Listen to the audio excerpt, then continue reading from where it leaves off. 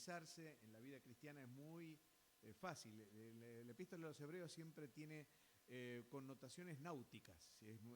Habría que estudiarlo, pero es así.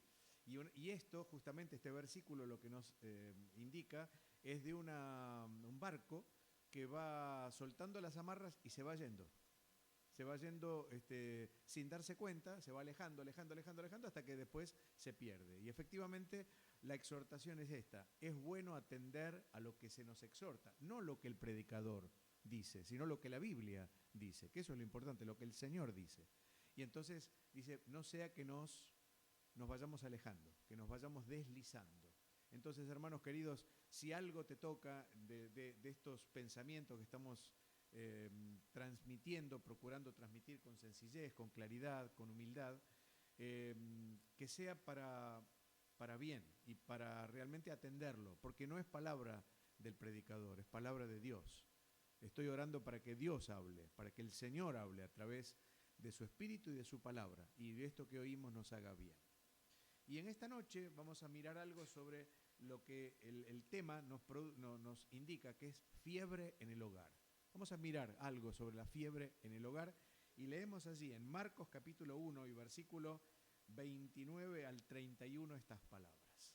Dice, al salir de la sinagoga, habla del Señor Jesús, vinieron a casa de Simón y Andrés con Jacobo y Juan.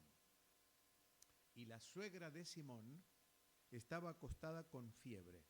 Si leyéramos paréntesis, en Lucas 4 dice con mucha fiebre. No era una cosa sencilla, tenía mucha fiebre. Dice, y enseguida le hablaron de ella, y entonces Jesús, el Señor, se acercó, la tomó de la mano y la levantó. E inmediatamente le dejó la fiebre y ella les servía. Venimos de una pandemia, de un tiempo tan desagradable que hemos pasado en estos 2 últimos años, donde un virus invisible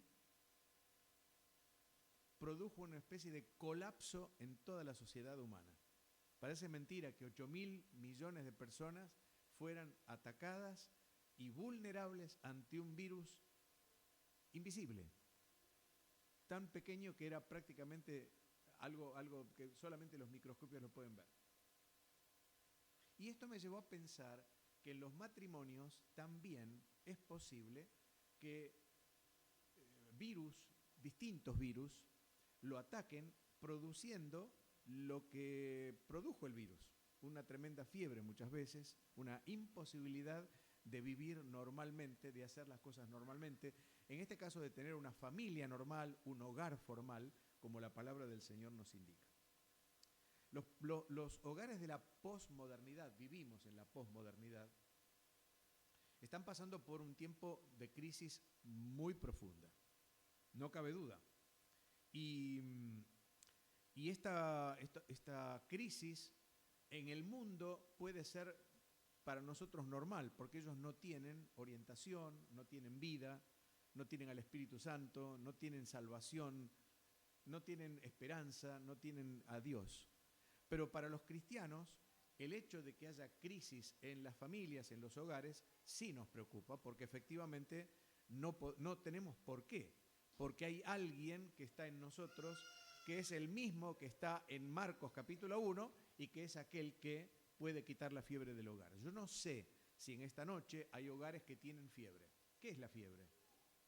La fiebre no es más que un síndrome que indica algo más. Indica que hay adentro una infección, algo que está fuera de orden. Y cuando hay crisis en los hogares, o cuando hay fiebre en el hogar, un estado febril en el hogar, lo que nos está indicando es que adentro del hogar, en los cónyuges o en la familia, con los hijos, etc., hay algo que no está en orden, hay algo que está enfermo. Y se necesita alguien que lo ponga en orden, que lo sane.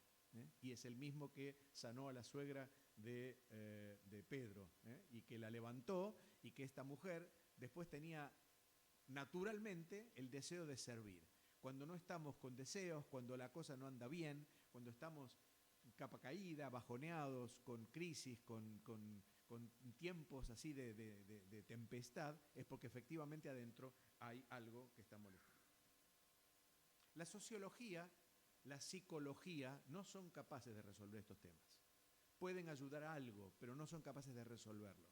Cuando vamos, por ejemplo, al cine o a libros, etcétera, pueden darnos inclusive un buen diagnóstico de lo que puede pasar, pero nunca nos van a dar una solución. La única solución, sabemos los creyentes, definitivamente viene del cielo, está en la palabra de Dios, está en las manos del Señor.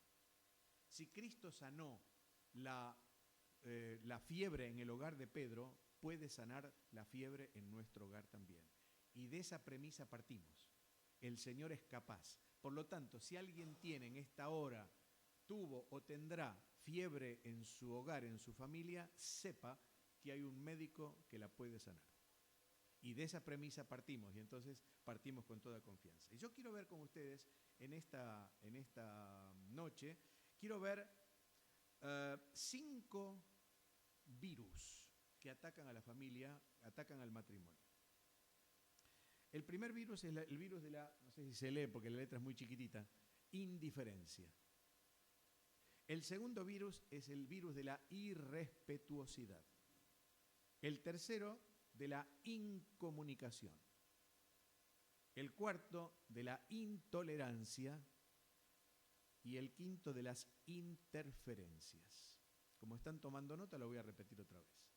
La indiferencia, la irrespetuosidad, la incomunicación, la intolerancia y finalmente las interferencias. 5, hay más, pero yo tomé estos 5 que me parecen los más destacables. Empecemos por el primero, empecemos por el virus de la indiferencia. ¿Qué es la indiferencia? ¿Qué produce la indiferencia? ¿O de dónde proviene la indiferencia? Vamos a ponerlo así. Es un resultado del egoísmo personal, de la preocupación por sí mismo que muchas veces tenemos, sin importar satisfacer las necesidades y los deseos del otro, en este caso de nuestro cónyuge, de nuestro esposo o de nuestra esposa. Tal vez la rutina de los años, la falta de incentivos muchas veces pueden llegar a esta indiferencia, a vivir indiferente del que tenemos a nuestro lado. Un término sumamente antipático es este de indiferencia y un virus absolutamente peligroso para el matrimonio y para la familia. ¿Y por qué se produce este asunto? ¿Por qué se produce esta enfermedad? ¿Por qué damos cabida a este virus de la indiferencia? Un par de causas de las muchas que podríamos mencionar. Primero, falta de sensibilidad. Se produce por falta de sensibilidad.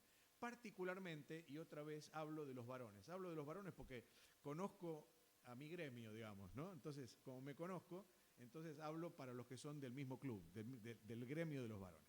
Pero en realidad puede ser de las mujeres hacia los varones también, de la esposa hacia el esposo. Pero Pedro lo pone para los varones en 1 Pedro 3:7 y dice, lo voy a leer de otra versión, dice, ustedes esposos sean comprensivos en su vida conyugal, tratando cada uno a su esposa con respeto, ya que como mujer es más delicada. Me gustó esta forma de expresarlo en la NBI. Otra versión, inclusive la popular, dice así, denles el honor que corresponde teniendo en cuenta que ellas son más delicadas. ¿Se acuerdan que la versión 60 dice vaso más frágil? Y uno dice, ¿por qué frágil? Si la mujer es más fuerte en tanto... Bueno, en realidad la palabra frágil acá, o ese vaso más frágil, significa una cosa más delicada, ¿sí? Una cosa más delicada. Se trata pues entonces de convivir, y esto de parte del varón particularmente, sin reprochar, sin gritar y mucho menos sin insultar. Y cuando lo digo así es porque ocurre, aunque no nos demos cuenta, ocurre muchas veces estas cosas. Comprendiéndola, escuchándola, no criticándola porque sí, no menoscabándola ante hijos o ante terceros, quien sea. Siendo atento con ellas en pequeñas cosas que ella necesita. Fíjense que es curioso que de novios nosotros somos atentos, fuimos atentos con nuestras esposas y le regalamos cosas, lo decía esta mañana, ¿sí? Inclusive nos costaban las cosas, porque por ahí no teníamos demasiado dinero, pero lo hacíamos con tanto gusto porque claro, era llevarle algo a quien realmente queríamos y queríamos enamorar inclusive, seguir conquistándola. Cuando nos casamos, sin proponerlo, cambiamos de actitud. Y entonces creemos que amar es solo proveer. Como trabajamos, en todo caso, tenemos la mayor responsabilidad, entonces proveyendo, eso es entonces el amar. Pasa esto con los hombres. Nosotros no grabamos las fechas en nuestra memoria. Muchas veces la mujer nos pregunta, ¿te acordás qué día es hoy? Y entramos a reciclar ahí, en esos segundos, a ver de qué se trata. Y por ahí le decimos, no, porque nunca nos acordamos, porque en general nos acordamos del día, ¿no? Eso pasa generalmente. Y yo veo sonrisitas, quiere decir que eso pasa, eso sucede. Por supuesto que no nos acordamos, pero ella sí se acuerda. La mujer sí se acuerda. El hombre, por ejemplo, no va al médico, salvo cuando ella le dice tenés que ir al médico. ¿Sí? El hombre no deja de comer cosas que le hacen mal. Sigue comiendo salamín y todo ese tipo de cosas que realmente no son buenas. ¿Sí? El hombre no piensa que los chicos van a tener frío, la mujer sí. ¿Sí? Abrigate, porque sí, yo nunca le dije a mi hijo abrigate, eso se lo dicen las mujeres. Porque ella está atenta a ese tipo de cosas, y a nosotros se nos pasa. La mujer le dice, no me da un beso, no me escucha, dice eso. Y el varón le dice, si no le falta nada. Porque el hombre toma identidad con lo que hace. La mujer toma identidad con lo que siente, o toma identidad con lo que hace o con lo que es su esposo. Entonces uno puede pensar, para muchos el amor se extingue, en este caso, y con él la ilusión, el interés, la cordialidad, la sensibilidad, el atractivo hacia el otro. Pero la Biblia dice que no es así. La Biblia dice que el amor es fuerte como la muerte. Y dice que las muchas aguas no pueden apagar el amor, ni lo ahogan los ríos. Y lo leímos esta mañana en 1 Corintios 13, que dentro de las características del amor, de esa descripción del amor, dice al final que todo lo sufre, ¿se acuerdan? Todo lo espera, todo lo cree, todo lo soporta y que el amor nunca deja de ser. Es cierto que los años van haciendo perder la belleza física y esto ocurre tanto para la mujer cuanto para el hombre. Proverbios 31:30 lo dice así: engañosa es la gracia y vana la hermosura. ¿Recuerdan? La mujer que teme al Señor, esa será alabada. Dicho de otra forma, los encantos pueden engañar y la belleza no dura para siempre. Pero la mujer que honra al Señor, en este caso la mujer, es digna de alabanza. Así que la hermosura trasciende lo físico y la edad. La hermosura, digo.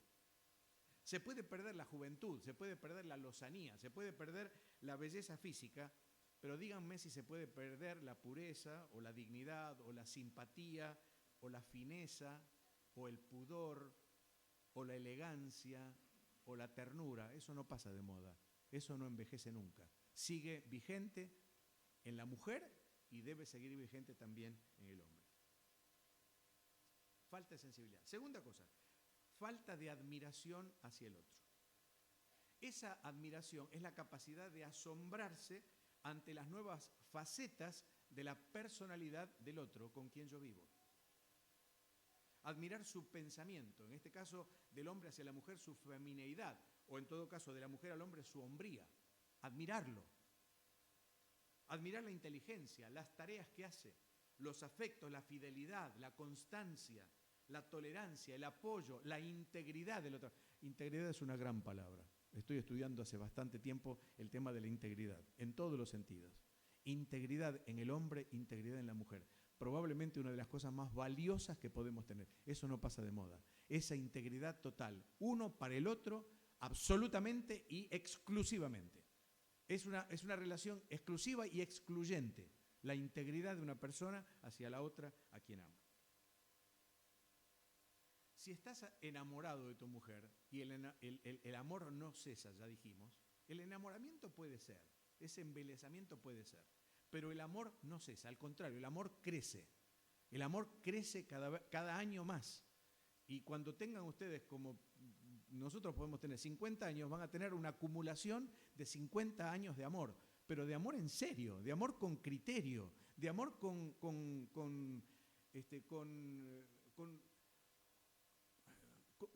a ver, no porque sí, de amor porque hay motivos para estar enamorado de la otra persona. ¿Sí? En serio, y se ama más, y se ama mejor, y se ama con más inteligencia. Si el virus de la indiferencia está atacando tu mente, tu corazón, tus sentimientos, en definitiva tu matrimonio y tu hogar, te digo en esta noche lo que dice la Biblia. Dice, nada hagáis por contienda o por vanagloria, antes bien con humildad, estimando cada uno a los demás, en este caso tu esposa, tu esposo, como superiores a él mismo. Y fíjense cómo termina. No mirando cada uno por lo suyo propio, sino también cada cual por lo de los demás, es decir, por tu esposo o por tu esposa. Y agrega, en este caso, para mirar en el espejo de la palabra de Dios a quien es el Señor, el mayor ejemplo de todo esto, que es el Señor Jesucristo. Dice, haz en vosotros este sentir que hubo también en Cristo Jesús. Primera cosa. Segunda, la irrespetuosidad. Bueno, indiferencia, falta de sensibilidad, falta de admiración, y ahora vamos a mirar la irrespetuosidad. Irrespetuosidad es en el hogar donde se reconoce o donde se conoce realmente a las personas. La esposa de un predicador dijo una vez, tristemente esto, cuando sube arriba, no desearía que baje, pero cuando baja, no desearía que suba. ¿Se entiende lo que quiso decir? Cuando sube, era un fantástico predicador, entonces no deseaba que bajara. Pero cuando estaba abajo, no deseaba que subiera. ¿Por qué? Porque no era digno. Una vez, un muchacho, un chico joven, íbamos caminando y me iba hablando de su papá. El papá era un excelente estudioso de la palabra y un excelente predicador. Y me dijo, mira, yo cuando lo veo arriba, me pongo mal porque mi papá no es digno de estar ahí arriba. Y era tremendo predicador, se lo digo de verdad. Y yo no conocía esa faceta, algo conocía, pero no conocía a fondo esa faceta. Y me lo dijo un hijo. Dice, no es digno de estar arriba, porque mi papá es abajo distinto a lo que está arriba. Hermanos queridos, eso realmente sería trágico que nos ocurriera. Que estemos arriba de la plataforma o haciendo cualquier tarea en las cosas del Señor y que tengan que señalarnos, nada menos que los que nos conocen bien, y nos digan, no es digno de hacerlo. Guárdenos el Señor, guárdenos el Señor. Mejor no lo hagamos, mejor no subamos, mejor no hagamos nada hasta que resolvamos ese asunto. Después sí, en todo caso. Ahora, no excluyo a las mujeres tampoco, porque hay mujeres también que son bravísimas en sus casas y los hombres son como pollitos mojados. Y entonces también las mujeres también tienen algo de esto. A veces, siervos de Dios que yo he conocido, que son brillantes en la exposición de la palabra y llegan a casa y tratan a las mujeres como trapos. Nunca un por favor, nunca un gracias. ¿Esto es lo que trajiste para comer? ¿Esto es lo que hiciste de comida? ¿Cómo esto es lo que hiciste de comida? Le costó horas a lo mejor estar en la cocina. Comételo igual. Comelo igual. Dale gracias al Señor, dale gracias a tu esposa y comelo igual, por respeto, ¿sí? Por consideración a tu esposa. Si después le puedes decir, mira, poner un poquito más de sal, bárbaro, pero no la trates mal, no la tratemos mal, no nos tratemos mal con falta de respeto. ¿Cómo se puede ser irrespetuoso con nuestros esposos o esposas? Por ejemplo, subestimando la tarea de la mujer en el hogar. El ser ama de casa, por ejemplo, ¿sí? Hoy en día no es tan común como hace años atrás. Las mujeres comúnmente salen a trabajar. Pero la tarea de ama de casa es una tarea y es un trabajo. Y es un trabajo difícil, costoso, rutinario. Ligia me dice muchas veces, me paso 4 horas cocinando y después en media hora se termina todo. Y después hay que lavar los platos encima y ordenarlo. Y es verdad, es rutinario. Todos los días hacer la cama, todos los días limpiar el polvo, todos los días hacer la comida, todos los días lavar, todos los días planchar. Queridos hermanos, démosle valor a esas cosas, porque la mujer trabaja y trabaja bien. Había una canción, y disculpen que es un poco ordinario lo que digo, pero decía, lo que como me lo gano con el lomo, ¿sí? Y la mujer cuando come se lo ganó con el lomo, aunque no trabaje afuera. Que es digno, obviamente, que la mujer trabaje afuera. Proverbios 31 lo dice, así que la Biblia no está en desacuerdo de que la mujer no trabaje. Dándole, por supuesto, al hogar el tiempo que tiene que darle. Pero también la mujer puede subestimar al esposo. Por ejemplo, por no tener un trabajo bueno o bien remunerado o por quedarse sin trabajo. Y les digo, un problema para un hombre muy serio es quedarse sin trabajo. Es muy difícil, yo lo he pasado. Y lo he pasado a los 58 años, cuando ya estaba casi fuera de competencia. Así que tuvimos que cambiar inmediatamente de asunto y ponernos por nuestra cuenta algo. Y es difícil, es tremendo quedar. Y en Argentina es bastante común.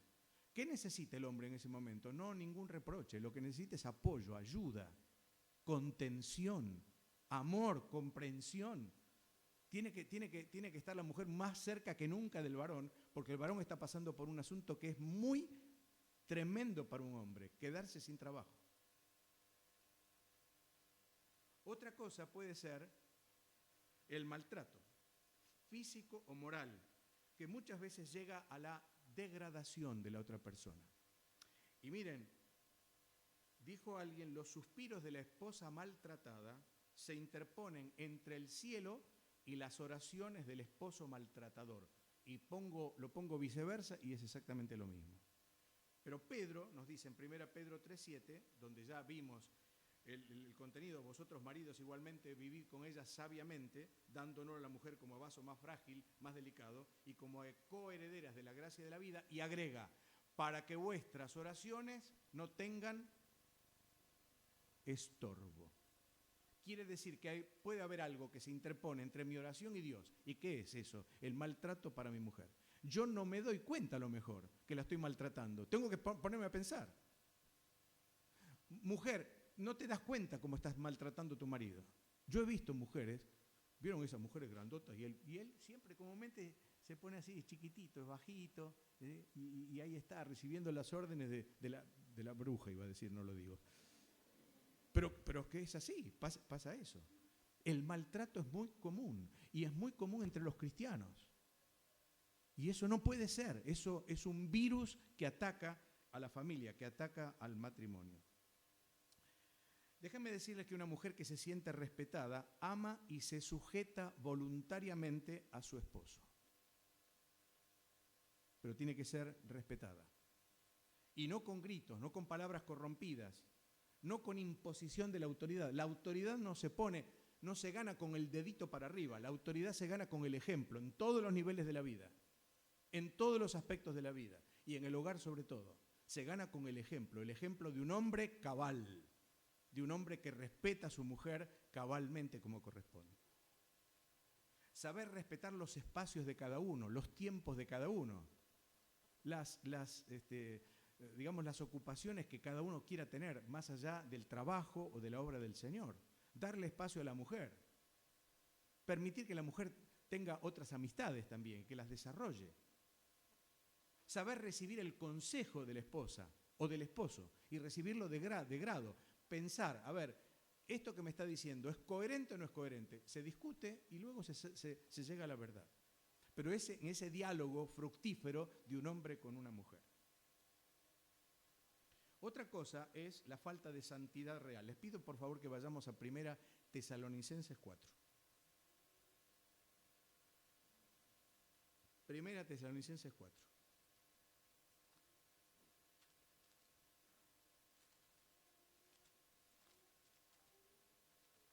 Versículo 1.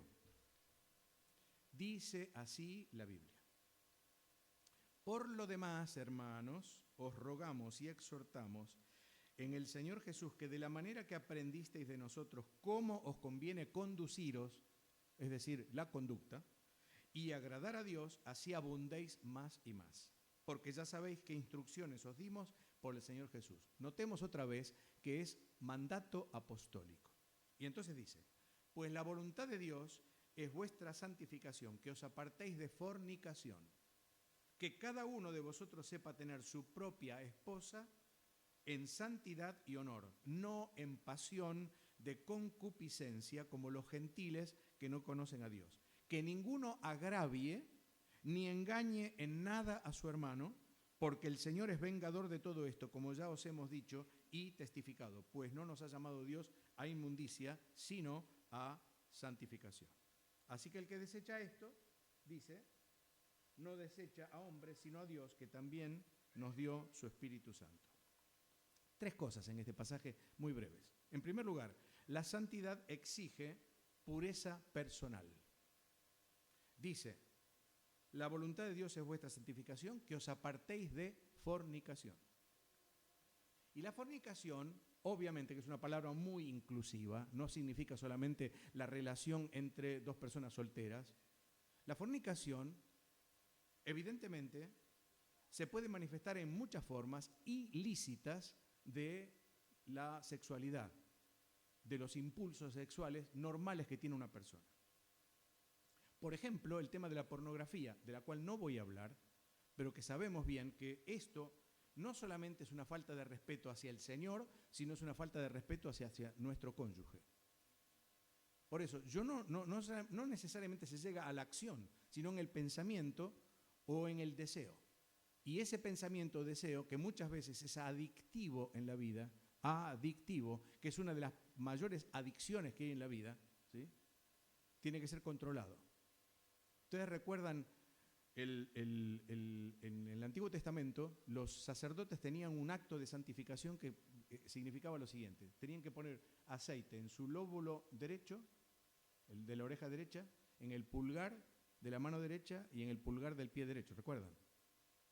Bueno, somos santificados de esta forma. Cuidado con lo que oímos, cuidado con lo que vemos. Este pulgar es muy importante porque en el celular se maneja con los pulgares. Así que tenemos que tener cuidado con el pulgar y con el pie, ¿a dónde vamos? Y hermanos queridos, solamente el hecho de hacer o de pensar lo que no debemos o de buscar tan fácilmente en nuestros dispositivos algo que no nos conviene, eso ya es una falta de respeto para aquella o aquel que es nuestro cónyuge delante del Señor. Si estás en este problema, yo te pido, por favor, que hagas un ajuste inmediato. Y este ajuste tiene que pasar, primero, por presentarte delante del Señor con toda honestidad. Y segundo, de buscar algún apoyo. Necesitas un apoyo, no sé si hay algún caso, ojalá que no haya ninguno, pero si no, hay que buscar un apoyo en un especialista y sobre todo en un hermano o una hermana espiritual, un sobrevedor, un pastor de la iglesia que te ayude. Hay iglesias que están, iba a decir llenas, no tanto, es una exageración, porque tienen un montón de casos de este tipo, de verdad, hoy. Iglesias cuyos ancianos, cuyos pastores están envueltos en este problema. Nadie está exento, hermanos, y yo no estoy hablando con el dedo levantado ni desde arriba, lo digo con absoluta humildad. Pero, hermanos queridos, guárdenos Dios, y si lo tenemos, hay formas de solucionarlo. Ojo, es un virus, hay fiebre, ahí está el Señor. Vamos al Señor a recurrir a Él. La santidad exige honrar al esposo o a la esposa. Dice, cada uno de vosotros sepa tener a su propia esposa. Dice, en realidad el original dice su propio vaso. Vaso puede ser el cuerpo de uno o también la esposa de uno. Las 2 cosas. Y las 2 cosas son válidas. Tener el propio cuerpo de uno en santidad o la esposa en santidad. Y dice, no en pasión de concupiscencia, es decir, de deseos incontrolados.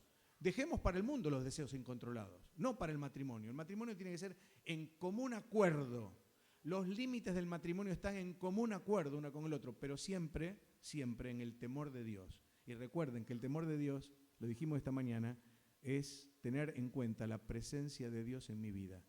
Te voy a decir esto, lo que tú ves, lo que vos ves, lo que vos oís, lo que vos haces, lo hace también contigo el Espíritu Santo que está en ti. ¿Estás de acuerdo? No es que Él esté metido en el pecado, Él te acompaña, porque nunca se va a ir de ti, nunca se va a ir de vos. Entonces, todo lo que haga, todo lo que escuche, todo lo que sienta, está acompañado por el Espíritu Santo. Que Dios nos ayude a tener temor. Y cuando caigamos, vayamos en demanda de perdón al Señor. Y la otra cosa exige también honestidad. Dice acá, que ninguno agravie, fíjense, ni engañe en nada a su hermano. Y yo te pregunto, tu esposo y tu esposa, si es creyente, ¿no es tu hermana en la fe? ¿No es tu hermano en la fe? Entonces, si es tu hermano en la fe, tu hermana en la fe, acá dice que ninguno agravie ni engañe en nada a su hermano, es decir, a tu esposa y a tu esposo, en primer lugar. Y fíjense por qué lo dice. Porque el Señor es vengador de todo esto. Tengámoslo bien en claro, hermanos queridos. El Señor es vengador de todo esto, porque Dios no nos ha llamado a inmundicia, sino a santificación. Tercer virus, para ir avanzando rápidamente, la incomunicación. Cuando dos jóvenes están de novios, obviamente la comunicación es un elemento vital y recurrente absolutamente, ¿eh? Hay casos en los cuales se pasan horas y horas frente a la pantalla o con el celular, etcétera, porque efectivamente se necesita comunicación. Una vez casados, muchos matrimonios entran en esa rutina de la incomunicación. Y déjeme decirle que puede ser causa de rupturas. Muchos de los fracasos de los matrimonios, no son ni por dinero ni por problemas sexuales, sino por incomunicación entre ellos. ¿Y cómo se da? Bueno, se da muchas veces por preguntas básicas. ¿Qué tal tu día? ¿El trabajo? ¿Los chicos? ¿Qué hay de comer? Y ahí paró, ahí terminó, ahí acabó. Y luego, por ejemplo, se cena absortos en un programa de televisión y no hay comunicación, no hay hablar, no hay forma de hablar, no hay forma de entablar algún tipo de diálogo entre ellos. Por otro lado, las respuestas monosilábicas, sí, no, bueno, dale, ponele. Y ahí terminó todo. Y es verdad, y eso ocurre. Y con los años en el matrimonio ocurre eso con más asiduidad. Si hay temas de conversación, son asuntos intrascendentes o críticas o problemas de los chicos, pero nunca un proyecto entre los dos. Vamos a hacer un proyecto entre los dos, ¿sí? Vamos a pensar qué podemos hacer. Proyectos no necesariamente costosos, proyectos de vida, proyectos de alguna acción, proyectos en la obra de Dios, proyectos de lo que fuera, pero un proyecto juntos que se elabora, que se desarrolla luego y que se tienen los resultados preciosos. Y en esto tenemos que tener en cuenta alguna cosa. Y tenemos que tener en cuenta que el varón y la mujer son distintos uno al otro. El varón no es comunicativo en general.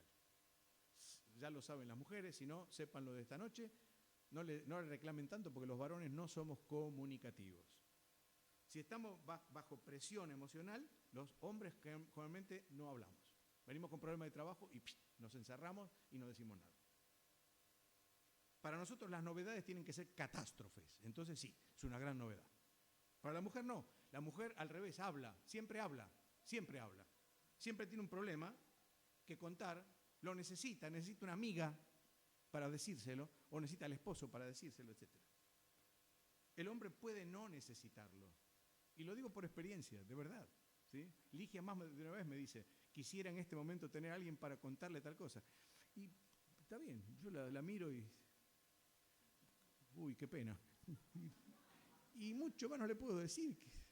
Ella me lo cuenta a mí en todo caso, pero ella necesita a alguien para contárselo. A veces en las iglesias, no sé si pasa en las iglesias de ustedes, pero en las iglesias las mujeres comúnmente no tienen amigas, ¿sí? Las tienen en otro lado. Pero en las iglesias es difícil. Si las tenés en la iglesia, dale gracias a Dios y dale. Y usá esa amistad para bien de ella y para bien tuyo. Ahora, la mujer tampoco le entiende por qué él no habla. O por qué él dice monosílabos, ¿sí? Ahora, es necesario contarse todo, comunicarse sin hipocresías, sin eufemismos, porque la palabra de Dios nos dice en Cantar de los Cantares, el esposo le dice a la esposa, hazme oír tu voz, porque dulce es la voz tuya y hermoso tu aspecto. Es cierto que hay mujeres que... Yo he conocido algunas señoras que yo digo, yo no sería esposo de esta señora ni 10 minutos, porque es un picoteo que... Bueno, pero el marido la entiende y es feliz con ella, y me lo dicen. Vos sabés que me encanta de mujer, te felicito, le digo, porque... Sí, y Ligia sabe que las conozco y es verdad. Bueno, tenemos que fomentar la amistad del matrimonio. También la Biblia lo dice. La Biblia en Cantar de los Cantares, tendríamos que leer Cantar de los Cantares. Tendríamos que estudiar Cantar de los Cantares, vale la pena, ¿eh? Es fantástico ese libro. Ahí dice, amiga mía, hermana mía, esposa mía, paloma mía. Esas cosas que son propias del esposo hacia una mujer que está enamorado de ella, de verdad, porque así, y la ama y la respeta. ¿Cuánto hace que no le das un abrazo a tu esposo o tu esposa? No me contestes, pregúntatelo, decilo para adentro. Si se lo das seguido, bárbaro. Si no se lo das seguido, te pregunto. Miren, un amigo mío, creyente, una vez cayó en una infidelidad. Lo invité a tomar algo para charlar con él y tratar de, en fin, restaurarle, ayudarle a restaurarse espiritualmente y demás. Y me dijo, llorando, me dice, ¿sabes, Eduardo? Hace años que la mujer, el nombre de la mujer, no me da un abrazo ni me dice te amo. Años. Y yo le tuve que decir esto. No te justifico, pero te entiendo. Y la verdad que lo dije de corazón. Si no le damos un abrazo a nuestra mujer, a nuestro esposo, tengamos cuidado, porque esa es una falta de cariño que evidentemente se puede ir a buscar a otro lado. Miren, Satanás es tan astuto, que va a utilizar eso y alguien le va a dar un abrazo y le va a decir te quiero, te entiendo, te comprendo, te oigo, te escucho, etc.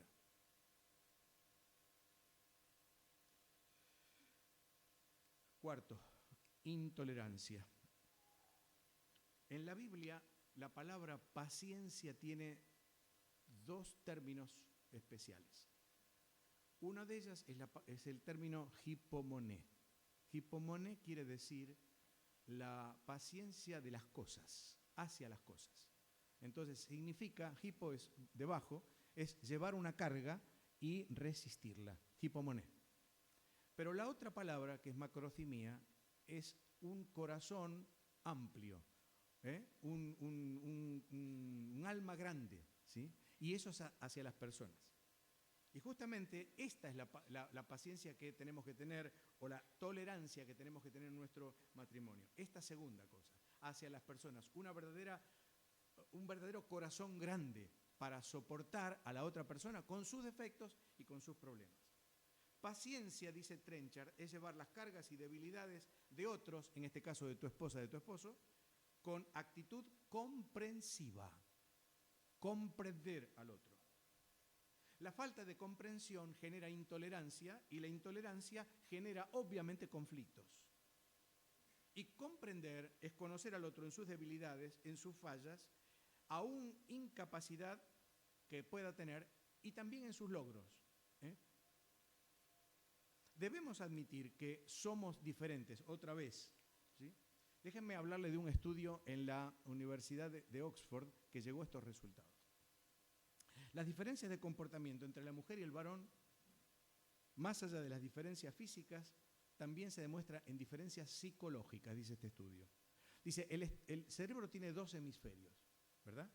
Funcionan los dos, pero la mujer tiene más fibras nerviosas que conectan los dos lóbulos que el hombre. El hombre conecta solamente una parte.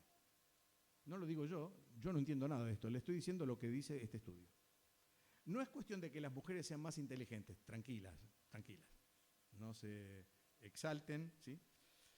Lo que pasa es que tienen una forma de pensar y de actuar diferente al varón. El pensamiento de la mujer es integral, el del varón es compartimentado. Las mujeres pueden hacer varias cosas a la vez, y eso es verdad, ¿sí? El hombre hace una por una, hace muchas cosas, pero las hace una por una, no todas a la vez. El hombre es básico, la mujer es compleja. El hombre tiene varios bolsillos, entonces lleva las pastillas, el peine, el pañuelo, la lapicera en varios bolsillos. La mujer lo mete todo en una cartera, ¿sí? Otros asuntos. Por ejemplo, entra una mujer a una zapatería. Se puede probar 80 pares de zapatos y después simplemente le dice, bueno, veo y después paso. ¿Sí? ¿Sí o no? La mujer va de compras, mira vidrieras y pregunta precios. El hombre no es capaz de hacerlo. Yo no pregunto precios, nunca me da vergüenza preguntar precios. La mujer nunca va a comprar algo inútil. Él, aunque le venda un buzón, deja contento al vendedor, porque ya que se lo mostraron, lo compra y se lo lleva. No sirve para nada, pero se lo compró. ¿Está bien? El varón cuando va a comprar es peligroso, la mujer no, la mujer cuida el sueldo. A veces Ligia me dice, anda a comprarme algo. rara vez, porque la verdad que las compras las hace ella mejor porque yo no entiendo gran cosa. Pero me dice, anda a comprar algo. Pónganle, qué sé yo, anda a comprar un kilo de verdura, cualquiera. Entonces yo voy, ¿qué me dijo? ¿Un kilo de verdura? Voy y compro un kilo de verdura. Y cuando llego, digo, acá está el kilo de verdura. Nada más compraste esto. Y si me dijiste un kilo de verdura. Dice, ¿pero no se te ocurrió otra cosa para comprar? No, no se me ocurrió. Díganme si no pasa eso. Si alguien no, entonces me siento muy mal. Me siento como un desgraciado y un tonto. ¿Sí? Pero básicamente es así, ¿no? ¿Es así? Bueno, nosotros vamos a lo que nos... Entonces, hay que admitir, queridos hermanos, que somos diferentes. No cabe duda. Por otra parte, además de tener esto muy en cuenta, lo que no debemos es, o lo que no debemos los varones en este caso muchas veces, es comparar a nuestra mujer con otra mujer o con la madre, con mi mamá. Mi mamá hacía la comida así, ¿sí? Yo una vuelta le dije, me casé y le dije a Ligia, mi mamá me doblaba las medias distintas. Me miró con cara rara y me dice, bueno, está bien, desde ahora te voy a doblar las medias de esta forma. ¿Qué tenía que ver? Unas medias. Si me las doblaba para un lado o para el otro, da igual. Pero mi mamá me lo hacía así. Bueno, tuve que empezar a cortar todo este tipo de cosas porque obviamente no contribuyen Entonces, no comparemos. Nuestra mujer es nuestra mujer, única, especial para nosotros, no tiene nada que ver ni con otra ni con nuestra madre. Conocí a un hombre que comparaba a su esposa con otra, por ejemplo, cuando se vestía. ¿Sabe lo que terminó siendo? Que esa que era comparada odió a la otra mujer. Y la odió en serio, porque evidentemente era su rival en ese sentido. Pero no por culpa de ella, era por culpa del marido. Mirá cómo viste aquella, mirá lo que tiene puesto, mirá lo que... Y lo conocí, así que sé quién es. También puede derivar en una falta de confianza en la mujer misma. Conocí a una mujer que estudiaba pintura y una vez le dijeron, pinte lo que usted cree que usted es. Y aquella mujer que tenía muy baja la autoestima por el marido, que le buscaba el pelo al huevo, era increíble, dice, entraba y me decía, allá está sucio. Es verdad, porque fue un jefe mío y yo sé lo que era. A mí me hacía en el trabajo más o menos lo mismo, era terrible. Bueno, aquella mujer se pintó una mancha negra, nada más. Pintó una mancha negra y dijo, este soy yo. ¿Sí? O sea, se puede llegar a tal punto que la mujer se siente así, totalmente perdida, totalmente menoscabada. Así que, ¿qué hay que hacer? Bueno, valorizar sus virtudes, minimizar sus defectos, ayudando a corregirlos, tolerar las diferencias, efectivamente. Es bueno que los dos sean del mismo nivel en lo posible, social, de educación, de espiritualidad, pero no por eso tienen que ser iguales. Es bueno el complemento de uno y de otro. Y agrego un punto más, que es el tema del perdón en el matrimonio. Les dije que lo íbamos a hablar brevemente en esta noche. Nuestra sociedad no es muy proclive a usar esta palabra, perdón. Hay otras sociedades, si alguno fue a Estados Unidos, fíjense que una de las palabras que más se escucha es excuse me. ¿Es verdad? Pasan al lado tuyo y te dicen excuse me. Te piden perdón o sorry.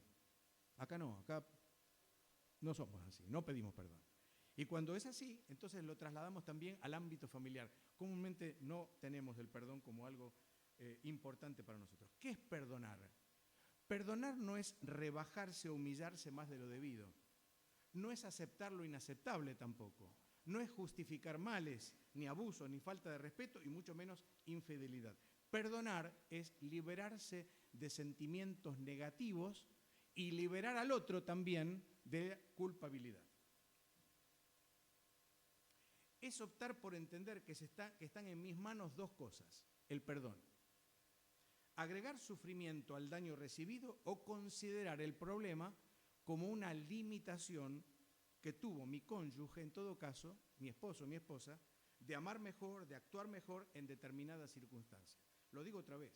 O agrego sufrimiento o entonces comprendo que el problema que ocurrió es la limitación de mi cónyuge por no poder actuar de otra forma.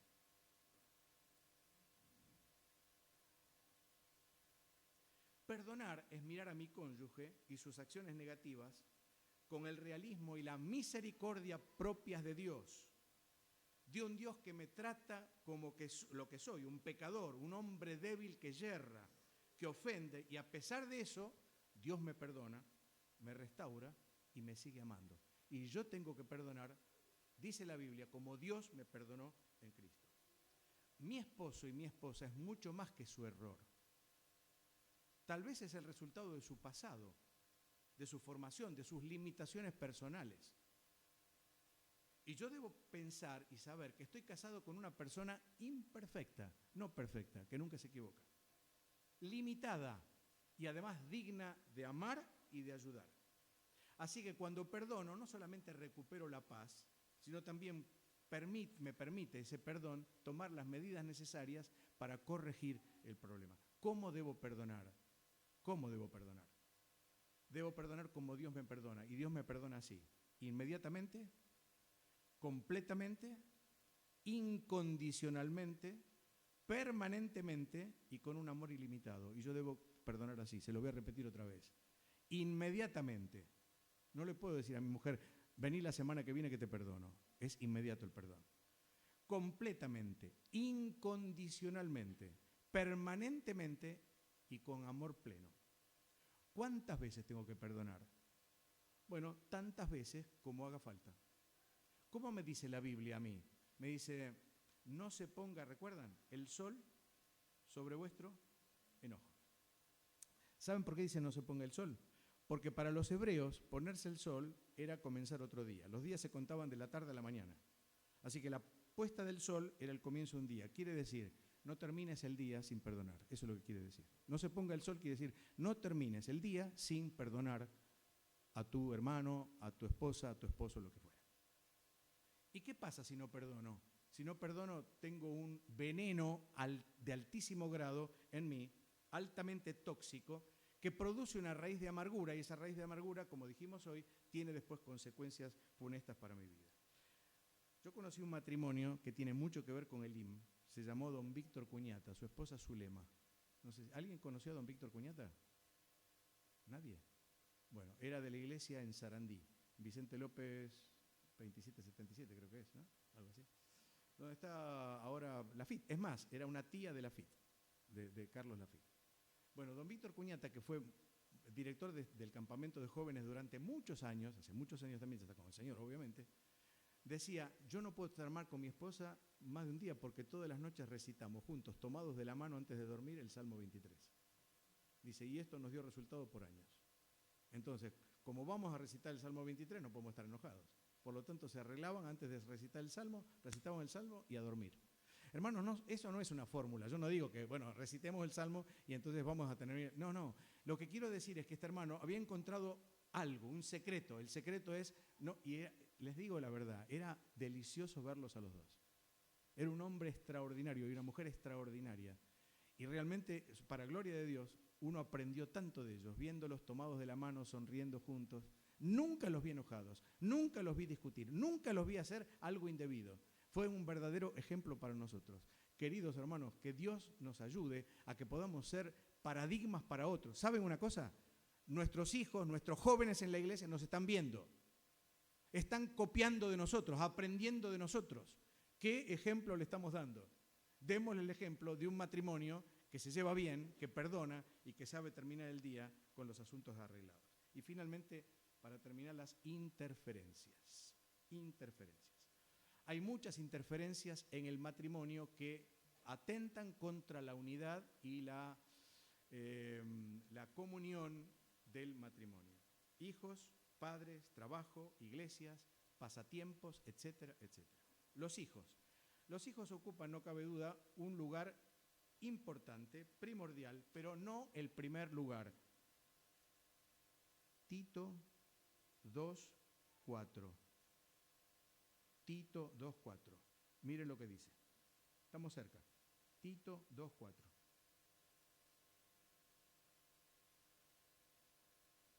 Está hablando Pablo y está hablando a las mujeres y les está diciendo esto. Que enseñen a las mujeres jóvenes, las mujeres mayores, a amar a sus maridos y a sus hijos. ¿Cuál es el orden? Primero los maridos y después los hijos. No porque los hijos no tengan que ser amados, pero el orden es este, que enseñen a amar a sus maridos y a sus hijos. Comúnmente es al revés. No, los niños para mí son los primeros. Mi marido ya está, ya fue lo nuestro. No es así. El marido sigue ocupando el primer lugar. La mujer sigue ocupando el primer lugar. Después vienen los hijos. No porque no se les ame, entiéndanme por favor, sino porque el orden de prioridades que dice la Biblia es maridos e hijos. Ese es el orden que pone la palabra. En segundo lugar, los padres. Los padres también tienen un buen lugar y naturalmente hay que respetarlos, honrarlos, como dice la Biblia. Pero Mateo 19:5 dice, por tanto dejará el hombre a su padre y a su madre. Dejar no es abandonar. Dejar justamente es salir de su costado, de su protección. Dejar al padre significa unirse a la otra persona para constituir un nuevo hogar. Y entonces los padres tienen que tener el lugar, pero ese lugar, el lugar que le concede la palabra de Dios. El trabajo. La Biblia no se opone al trabajo, ni del hombre, obviamente, ni de la mujer. Pero naturalmente que el trabajo es vital, pero no vivir para trabajar, sino trabajar para vivir, desde luego. Y finalmente la obra de Dios. La obra de Dios, o la iglesia, tampoco debe interferir, porque muchas veces la obra de Dios es mi propia obra. Y acá tengo que tener cuidado. La obra de Dios no puede interferir porque Dios no interfiere. Dios sabe cuáles son las prioridades, las necesidades, mi hogar y demás. Cuando es mi obra, sí.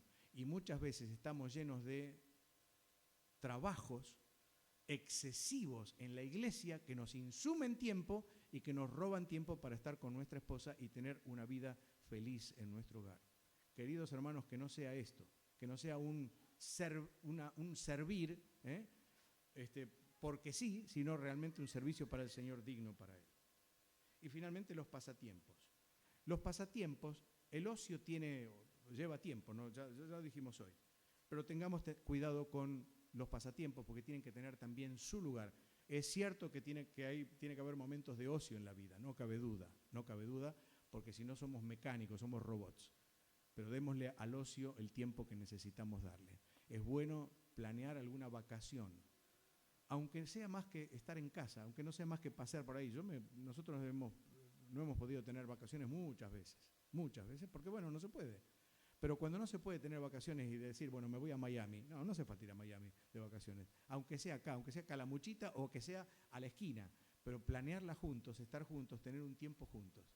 Y saben, las vacaciones justamente es el tiempo donde los matrimonios se ven si se llevan bien o no se llevan bien. Eso es lo que pasa. Si vos sos capaz de estar 15 días con tu esposo o con tu esposa de vacaciones, es porque la cosa funciona. Si no, no sé. ¿Sí? Así que el ocio, los pasatiempos, dándole el lugar que necesitan, pero evidentemente es un lugar importante y la prioridad que ellos tienen. Queridos hermanos, 5 virus que pueden atacar nuestro matrimonio. 5 virus peligrosos. Que Dios nos ayude a estar a cubierto. Y si tenemos algún tipo de enfermedad o de fiebre por estos virus, que les pido después repasen, recuerden, en todo caso, hagamos como hizo Pedro. Lo llamó al Señor, lo llevó a la casa y el Señor se inclinó, tomó a aquella suegra que tenía fiebre, la levantó y ella empezó inmediatamente a servir. Eso es lo que Dios quiere, un hogar que sirva a Dios. Quitemos la fiebre, Él puede. Que Dios nos bendiga para que sea así. Amén.